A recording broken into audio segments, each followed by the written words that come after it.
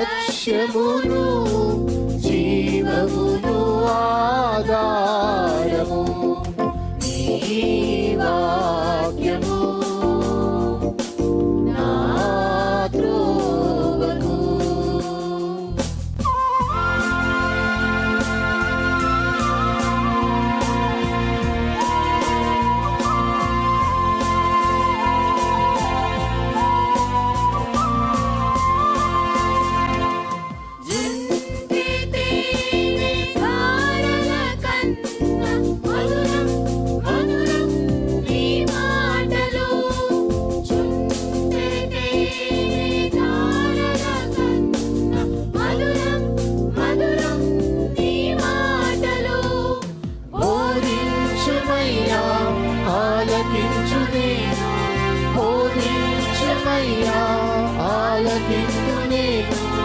అనుసరింతునయ్యా ఆత్మశక్తితో, అనుసరింతునయ్యా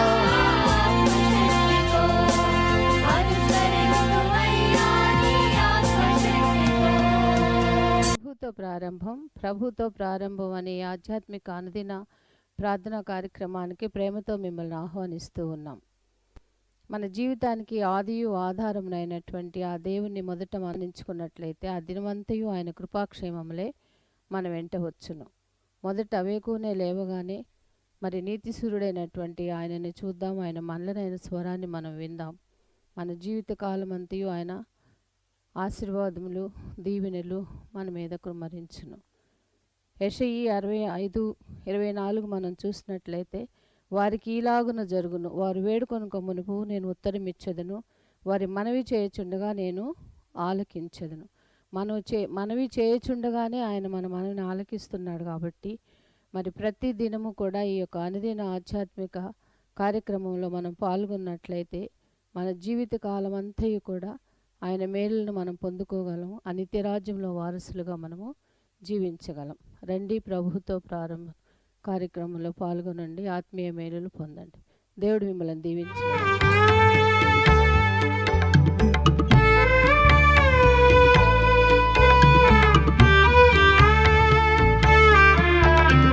దేవా నీకు స్తోత్రము, ఈ రాత్రిలో నీ వెలుగు దేవెనకై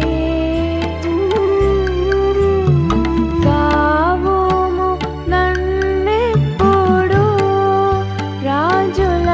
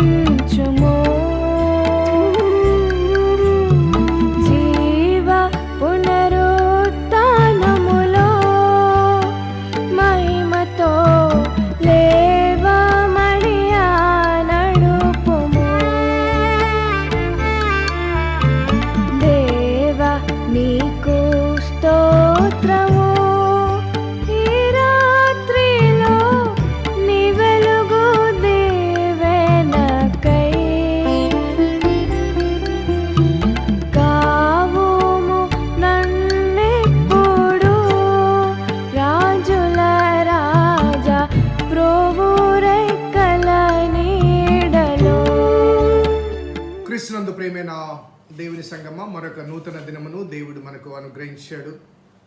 నూతన వారంలో ప్రవేశించాం. దేవుని దయా సంకల్పాన్ని బట్టి మన జీవిత అనుభవాల్లో మనకు చాలిన దేవుడిగా ఉంటూ ఇహమందు పరమందు మనకు నిత్యత్వాన్ని అనుగ్రహించుటకు దేవుడు తన కుమారుని త్యాగం చేశాడు. కాబట్టి ఇహం నుండి పరమునకు వెళ్ళటానికి ఆయనే మార్గమయ్యాడు. అటువంటి మార్గదర్శి యొక్క మార్గములో మనం ప్రయాణం చేయాలి. నీ నడత, నా నడత ఎక్కడ ముగించబడుతుంది, ఆ ముగింపు కవతల కొనసాగింపు ఉందా లేదా, వాక్య వెలుగులో మన జీవితాన్ని ఒకసారి చూసుకోవాలి. వాక్యమనే దర్పణములో, ఆ అర్థంలో నీ నా ఆధ్యాత్మిక జీవితాన్ని స్పష్టంగా చూడగలగాలి. రండి, మరొక నూతన దినం ప్రభుతో ప్రారంభిద్దాం. అనుదిన ధ్యానం, ఆత్మకు క్షేమం ప్రార్థించిద్దాం. కృపగల దేవా, దయగల తండ్రి, మీ పాదములకు స్తోత్రము చెల్లిస్తున్నాం నాయన. నీ ఉచితమైన దయా సంకల్పాన్ని బట్టి మమ్మల్ని ప్రేమించి ప్రోత్సహిస్తూ అనుగ్రహిస్తున్న దీవెనకర అనుభవాలు బట్టి ప్రభాస్తుతులు చెల్లిస్తున్నాం. నీ లేఖనాల్లోంచి ప్రభా 15వ కీర్తన ఆధారంగా కొన్ని అంశాలు ప్రభా మేము నేర్చుకుంటుండగా, మొదటి వచనాన్ని పూర్తి చేసాం. 2వ వచనంలో మేము ధ్యానం చేయబోతుండగా మీరే మాకు ఉపదేశించండి. మీరు మా నుంచి ఏమి కోరుతున్నారో ఆ వాస్తవాన్ని మేము గుర్తెరుగునట్లుగా మీరు సహాయం తెచ్చండి. మా కొరకు మీరు ఏమి చేశారో, ఆ చేసిన దాని ఫలాన్ని మేము ఎలా పొందాలో మీరే మాకు ఉపదేశించాలి నాన్న. కాబట్టి నీ వైపు చూస్తుండగా ఆశగల ప్రాణాన్ని తృప్తిపరచమని మా రక్షకుడని యేసు నామమున అడిగి వేడుకొంచున్నాం తండ్రి, ఆమేన్. 2వ వచనం, యథార్థమైన ప్రవర్తన కలిగి నీతిని అనుసరించుచు హృదయపూర్వకముగా నిజము పలుకువాడే. ఈ 15వ కీర్తనలోని మొదటి వచనం ఒక ప్రశ్న. నీ గుడారములో అతిథిగా ఉండదగిన వాడెవడు? Who gets an invitation to enter into your tabernacle? అలాగే నీ పరిశుద్ధ పర్వతం మీద నివసింపదగిన వాడెవడు? Who can remain in your holy temple, holy place, holy mountain? So ఈ ప్రశ్నకు జవాబు మిగతా వచనాల్లో, అనగా మొదటి వచనం ప్రశ్న అయితే 2వ వచనం మొదలుకొని చివరి వరకు ఆ ప్రశ్నకు జవాబులు కనిపిస్తాయి. ఆ జవాబుల్లో కొన్ని అక్కడ నివసించడానికి కావలసిన యోగ్యతలు ఏమిటో, అలాగే అయోగ్యతలు ఏమిటో ఈ చిన్ని కీర్తనలో కీర్తనకారుడు చాలా చక్కగా స్పష్టపరుస్తున్నాడు. నేను నిన్న శని శుక్రవారాల్లో చెప్పాను, దావీదు ఈ మందసం మోసే ఆ క్రమంలో ఆ మందసము దగ్గర ఎవరు పడితే వారు నిలవకూడదు అంటూ, ఆ మందసము దేవుని సన్నిధి అని భయముతో ప్రశ్నించుకుంటూ పరీక్షించుకుంటూ ముందుకు సాగిన అనుభవాన్ని నెమరు వేసుకుంటూ, నేటి క్రైస్తవ జీవిత అనుభవాలకు invitation is nothing but our salvation. దేవుడు రక్షణ అందరికీ అందించాడు, కానీ whoever receives accepts, that's the problem. దేవుడు సిలువలో యేసుక్రీస్తు ద్వారా చేసిన రక్షణ కార్యం సర్వ మానవాళికి సంబంధించింది. It is not just confine to A group of people. యూదులకు మాత్రమే కాదు, లేకపోతే ఆ ఇశ్రాయేల్ జనాంగానికి మాత్రమే కాదు, ఒక ప్రాంతానికి, ఒక జాతి కాకుండా దేవుడు అందరికీ ప్రభువు కాబట్టి అందరికీ సంబంధించింది. అందుకే ఆదిమ సంఘ స్థాపన ఆ సమయంలో అపోస్తల కార్యంలో చాలామంది యూదేతరులు, కొర్నేలియస్ లాంటి వాళ్ళు ప్రభువును వెంబడించి యేసుక్రీస్తు అందరికీ ప్రభు అనే ఆ సాక్ష్యాన్ని వినిపించారు. So salvation is an invitation to all, but problem is with our acceptance. ఎవరు అంగీకరిస్తున్నారు, ఎవరు తృణీకరిస్తున్నారు. సో అంగీకరించదగిన వారి యొక్క లక్షణాలు అనగా మనము ఆయన ఇన్విటేషన్ను అంగీకరిస్తే దాని తగిన యోగ్యతాయుతమైన జీవితం మనము జీవిస్తే ఆయన మనల్ని తన రాజ్యంలోనికి స్వాగతిస్తాడు. కాబట్టి ఆ యోగ్యతల గురించి అయోగ్యతల గురించి తప్పనిసరిగా తెలుసుకోవాలి. మన ఆధ్యాత్మిక జీవితాన్ని పరిశీలించుకోవాలి, పరిశోధించుకోవాలి. ఆ వాక్యంలోనికి వెళ్ళకముందు ఒక మాట నేను తప్పనిసరిగా చెప్పాలి. ఈనాడు భారతదేశంలో 2000 సంవత్సరాలుగా క్రైస్తవ్యము అనేక రీతిలుగా అనేక ప్రాంతాల్లో ప్రకటించబడుతున్నప్పటికీ, ప్రచురించబడుతున్నప్పటికీ కొన్ని వేల వేల వేల కోట్ల రూపాయలు ఈ సువార్త పరిచర్కు మరి వెచ్చించబడుతున్నప్పటికీ కూడా 2% మించి క్రైస్తవులు లేరు అంటే వారిలో నిజమైన క్రైస్తవులు 1% కూడా ఉండరేమో. కారణం ఏంటంటే we're not converted enough to convert others. నేను ఎప్పుడు బాధతో చెప్తుంటాను ఈ మాట. ఇతరులను మార్చదగినంతగా మనం మారలేదు. Can any non Christian finds any difference in our life to that of his life? ఆయన జీవిత విధానానికి శైలికి, మన జీవిత విధానానికి శైలికి ఏమైనా మార్పు మనము చూపించగలుగుతున్నామా? మన ప్రవర్తన ద్వారా కానీ, మన క్రియల ద్వారా కానీ, మన మాటల ద్వారా కానీ, మన అలవాట్ల ద్వారా కానీ, ఆలోచనల ద్వారా కానీ. సో మనమే అనగా మనం ప్రకటించే సువార్త మనల్నే మార్చకపోతే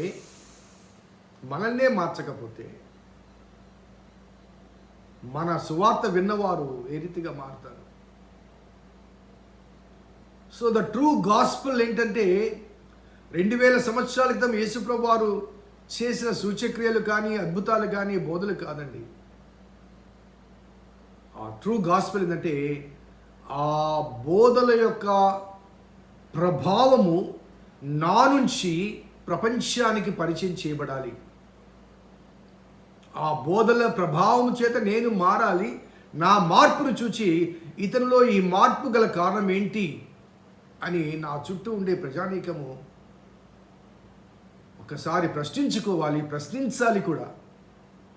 ఆ ప్రశ్నకు జవాబుగా యేసును మనం ప్రకటించగలం. ఆ మార్పే నీలో నాలో లేకపోతే ఒకసారి మనం ఆలోచించాలి. Are we qualified? I'm questioning to the Christians. Dear very Christians, are we qualified enough to enter into his kingdom? Can we find any difference? Can we show or can we express any difference to that of the world?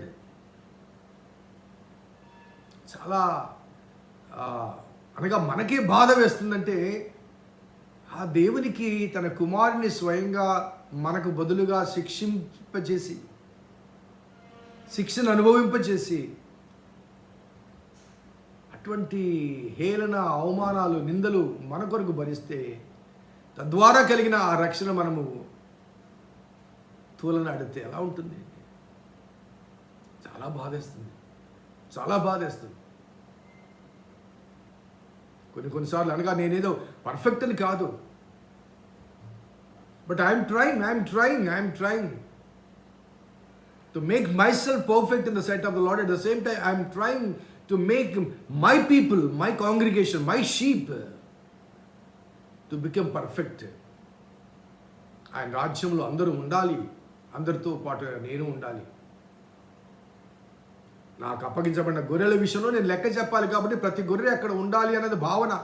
ఆ భావనలోనే కొన్నిసార్లు కఠినంగా ప్రవర్తించాల్సి వస్తుంటుంది.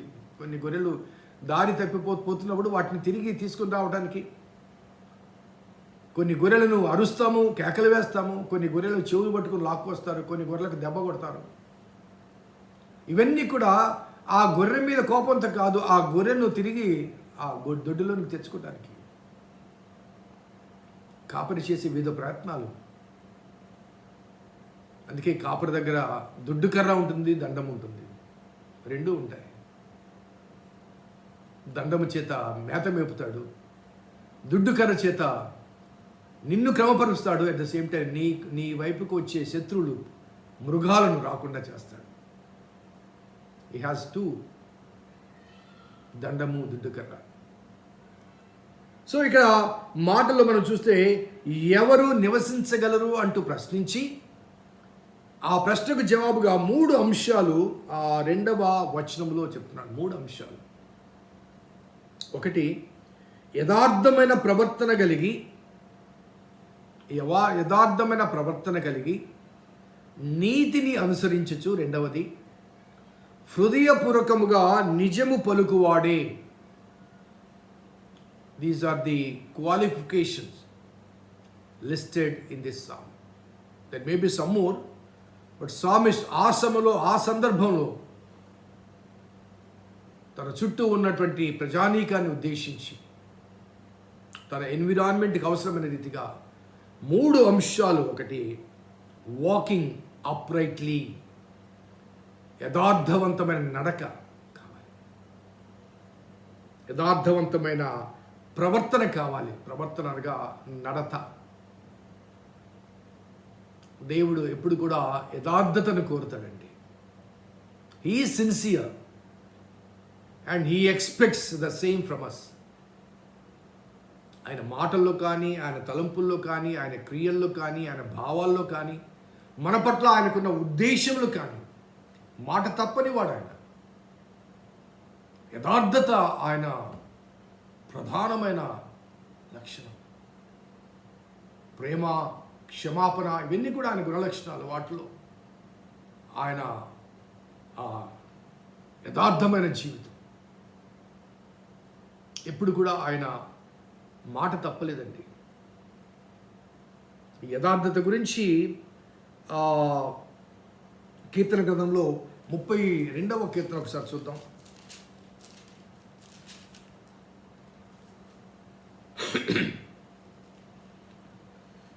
32వ కీర్తన చివరి వచనం, నీతిమంతులారా యెహోవాను బట్టి సంతోషించుడి, ఉల్లసించుడి. యథార్థ హృదయులారా మీరందరూ ఆనందగానము చేయుడి. యథార్థవంతులారా, నీతిమంతులారా. ఇక్కడ ఏమని రాయబడింది? యథార్థమైన ప్రవర్తన కలిగి నీతిని అనుసరించుచు నడుచువాడు. సో నీతి, యథార్థత అనే ఈ 2 మాటలు ఈ వాక్య భాగంలో కనబడుతున్నాయి. అదే రీతిగా 33వ కీర్తన ప్రారంభంలో కూడా అదే మాటలు కనబడతాయి. ఒకసారి చూడండి. నీతిమంతులారా యెహోవాను బట్టి ఆనందగానము చేయుడి, స్తుతి చేయుట యథార్థవంతులకు శోభస్కరం. సో యథార్థత లేకపోతే నీతి మార్గము. సో వాకింగ్ అప్రైట్లీ అనే ఆ మాటను ఇంగ్లీష్ భాషలో తర్జుమా అనగా వాట్ ఈజ్ యువర్ వాక్, నీ నడత ఎలా ఉంది. ఇక్కడి మాటలు అక్కడ, అక్కడి మాటలు ఇక్కడ, ఈనాడు మాట ఇచ్చి రేపు తప్పే రీతిగా. So are we sincere in our life pattern? Are we sincere with our fellow neighbours? Are we sincere towards our God who has saved us? మనం రక్షించిన దేవుని పట్ల మనము యథార్థంగా ఉన్నామా? మన ఇరుగు పొరుగు వారి పట్ల యథార్థంగా ఉన్నామా? మనకు అప్పగించబడిన బాధ్యతల పట్ల యథార్థంగా ఉన్నామా? సో యథార్థవంతమైన నడత, వాకింగ్ అప్రైట్లీ అనే ఆ పదాన్ని సో ఇక్కడ రాయబడ్డ మాట బికాస్ దేవుని దయా సంకల్పాన్ని బట్టి యథార్థత మనకు ఉండవలసిన, లేకపోతే ఆయన కోరుతున్న ఒక ప్రాముఖ్యమైన ప్రధానమైన లక్షణం. యథార్థతతో పాటుగా అక్కడ రాయబడ్డ మాట నీతిని అనుసరించు, walking uprightly, working righteously. Walking uprightly, working righteously. నీతియుక్తమైన రీతిగా నీ క్రియలు కనబడాలి. నీతియుక్తమైన రీతిగా నీ క్రియలను అనుసరించాలి. సో ఆయన పరిశుద్ధ పర్వతం మీద నివసింపదగిన వాడు. ఆయన చేత రక్షించబడి ఆ రక్షణలో కొనసాగుటకు స్వాగతించబడే వారి జీవితాల్లో ఆ దేవుడు కోరిన లక్షణాల్లో ప్రాముఖ్యమైనది యథార్థత, నీతిని అనుసరించి నడుచుకుంటుట. నీతి అంటే రైచియస్నెస్, సో నీతి అనే మాట ఆ రైచియస్నెస్ అంటే రైట్ రిలేషన్షిప్ విత్ గాడ్, డికాయోసుని అనే ఆ గ్రీక్ పదం యొక్క భావం అంటే రైట్ రిలేషన్షిప్. నీతిని అనుసరించు అంటే నీతి ఎవరంటే దేవుడే. నీతి అంటే ఎవరంటే దేవుడే. సో ఆయనే మనం నీతిమంతులుగా తీర్చాలి. ఎందుకంటే నీతిమంతుడు లేడు, ఒక్కడూ లేడు. సో ఒకవేళ నీతిమంతులుగా మనము తీర్చబడాలంటే నీతిమంతుడే తీర్చాలి. బురదలో ఉన్నవాడు మరొకరిని కడగలేడు కదండి. నా బురద తొడవబడాలంటే నా బురద లేనివాడు తొడవాలి. బురదలో ఉన్నవాడు తుడిస్తే వాడి బురద కూడా నాకు అంటుకుంటుంది. కాబట్టి నీతిమంతుడైన వాడు ఆయన మాత్రమే. కాబట్టి ఆయనే మనం నీతిమంతులుగా చేయగలడు. కాబట్టి నీతిని అనుసరించి అనగా ఫాలోయింగ్ ద రైచియస్.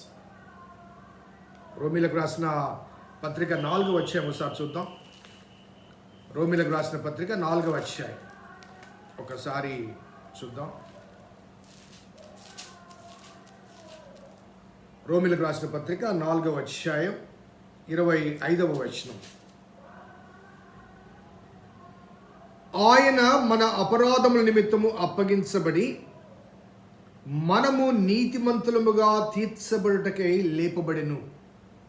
మనము నీతిమంతులుగా తీర్చబడుటకై. అలాగే 5వ అధ్యాయం కూడా చూస్తే, కాబట్టి విశ్వాస మూలమున మనము నీతిమంతులముగా తీర్చబడి మన ప్రభు అయిన యేసుక్రీస్తు ద్వారా దేవునితో సమాధానము కలిగి ఉన్నాము. సో నీతిమంతులుగా తీర్చబడి దేవునితో సమాధానము కలిగి ఉన్న, దేవునితో సంబంధపరచబడాలి. నీతిమంతుడైన దేవుడు మనల్ని నీతిమంతులుగా తీరిస్తే ఆ నీతిని అనుసరిస్తూ అనగా ఆ నీతిమంతుడైన యేసుక్రీస్తును అనుసరిస్తూ దేవునితో సంబంధపరచబడాలి, సంబంధ బాంధవ్యపరచబడాలి. It's more important. What is our relationship? ఒకసారి మనం పరిశీలన చేసుకోవాలి. ఈ వాక్య భాగాన్ని రేపు కూడా కొనసాగింపచేస్తాను. What is our relationship with God? No doubt we are extended invitation. Salvation is extended to everybody. But how far we are honoring that invitation? ఒకసారి సెల్ఫ్ ఎగ్జామిన్ చేసుకోవాల్సిన ఆవశ్యకత ఎంతైనా ఉంది. ప్రార్థన చేద్దాం. కృపగల దేవా, దయగల తండ్రి, మీ పాదములకు స్తోత్రము చెల్లిస్తున్నాం నాయన. నీ ఉచితమైన దయా సంకల్పాన్ని బట్టి మమ్మల్ని ప్రేమించి ప్రోత్సహించి అనుగ్రహిస్తున్న దీవెనకరమైన సంభాషణలు బట్టి స్తుతులు చెల్లిస్తూ ఈ సందేశాలు మా జీవితాన్ని సరిచేసుకుని సరిపోల్చుకుని సవరించుకుంటకు సరైన మార్గంలో నీ సన్నిధి చేరుటకు మీ కృప దయచేయమని వేడుకుంటూ మా రక్షకుడని యేసు నామమున అడిగి వేడుకొంటున్నాం తండ్రి. ఆమేన్. తండ్రి, కుమార పరిశుద్ధాత్మ త్రియేక దేవుని దీవెన చేరిన మనకందరికీ సదా తోడైండని కాక. ఆమేన్. God bless you. దేవుడి ముందు దీవించుగాక.